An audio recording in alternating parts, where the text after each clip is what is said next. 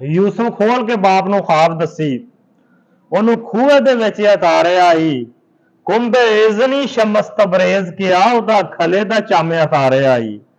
ਆਸ਼ਿਕ ਹੋ ਜਿਸ ਇਸ਼ਕਾ ਜ਼ਹਾਰ ਕੀਤਾ, ਉਹਨੂੰ ਵਿੱਚ ਮੈਦਾਨ ਦੇ ਝਾੜਿਆ ਈ। ਮੈਂ ਨਾ ਖਮਰਾਂ ਨੇ ਕੌਲ ਕਰਾਰ ਦਿੱਤਾ, ਉਹਨੂੰ ਕਫਸ 'ਚ ਬੰਦ ਕਰ ਮਾਰਿਆ ਈ। ਤੇ ਵਾਰਸ ਸ਼ਾਹ ਕਰਾਉਣ ਨੂੰ ਸਣੇ ਦੌਲਤ ਹੇਠ ਜ਼ਿਮੀ ਦੇ ਵਿੱਚ ਨਿਗਾਰਿਆ ਈ। ਉਹ ਮੇਰੇ ਦੇਸ਼ ਦੇ ਵਾਸੀਓ, ਸਿਆਣੇ ਆਖਦੇ ਆ ਕਿ ਮੈਂ ਜਦੋਂ ਵੀ ਫਸਿਆ, ਬੋਲ ਕੇ ਫਸੇ ਆ, ਚੁੱਪ ਰਹਿ ਕੇ ਕਦੀ ਵੀ ਕੁਝ ਨਹੀਂ ਹੋਇਆ। ਚੁੱਪ 'ਚ 100 ਪਰਦੇ ਆ। ਇਹਦੇ ਨਾਲ ਸਿਆਣੇ ਇਹ ਵੀ ਆਖਦੇ ਆ ਕਿ 3 ਮੌਕੇ ਐਸੇ ਹੁੰਦੇ ਆ ਜਿੱਥੇ ਚੁੱਪ ਰਹਿਣਾ ਜੁਰਮ ਬਣ ਜਾਂਦਾ। ਉਹ ਕਿਹੜਾ? ਜਿੱਥੇ ਤੁਹਾਡੇ ਚੁੱਪ ਰਹਿਣ ਨਾਲ ਕਿਸੇ ਦਾ ਹੱਕ ਜਾ ਰਿਹਾ ਹੋਵੇ।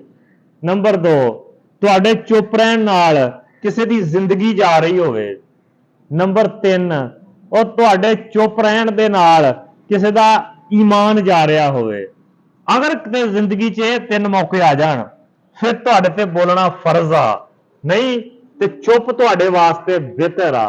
ਵਾਰਿਸ ਸ਼ਾਹ ਸਰਕਾਰ ਨੇ ਤਾਂ ਹੀ ਤੇ ਆਖਿਆ ਵਾ ਕਿ ਪੈਗੰਬਰ ਨੇ ਬਾਪ ਨੂੰ ख्वाब ਦਸੀ ਤੇ ਖੂਹ 'ਚ ਜਾਣਾ ਪੈ ਗਿਆ।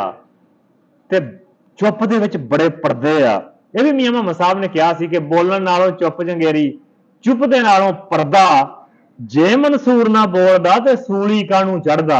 ਦੂਜੀ ਜਗ੍ਹਾ ਫਰਮਾਉਂਦੇ ਚੁੱਪ ਰਵੇਂ ਤੇ ਮੋਤੀ ਮਿਲਸਣ, ਜੇ ਸਬਰ ਕਰੇ ਤੇ ਹੀਰਾ।